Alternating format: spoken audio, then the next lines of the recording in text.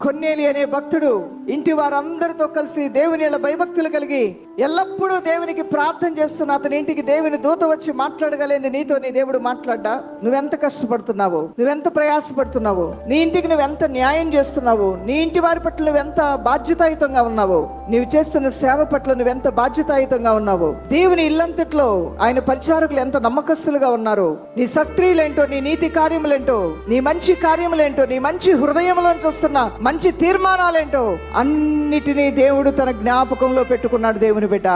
చిన్న వయసులోనే నువ్వెన్ని కష్టాలు పడుతూ వచ్చావు, చిన్న వయసు నుంచే నువ్వెన్ని రోగాల్ని ఎదుర్కొంటూ వచ్చావు, చిన్న వయసులోనే నువ్వు పెళ్ళై నీ భార్యను పోగొట్టుకొని భర్తను పోగొట్టుకొని ఎంత దుఃఖముతో నీ జీవితంలో ముందుకు ఎదిగావు. ఒక తండ్రి లేని బిడ్డల్ని ఒకే ఒక తల్లిగా ఎలా నువ్వు పెంచి పెద్ద చేశావో, భార్య లేని స్థితిలో నీ పిల్లలను నువ్వు ఎలా పెంచి పెద్ద చేసావో, నీ ఇంటికి నువ్వు ఎలా ఆధారంగా ఉన్నావో, నీ సౌఖ్యాన్ని నీ సుఖాలని పక్కన పెట్టి నీ ఇంటి వారి క్షేమం కోసం నువ్వెంత ప్రయాసపడ్డావు, ఎంత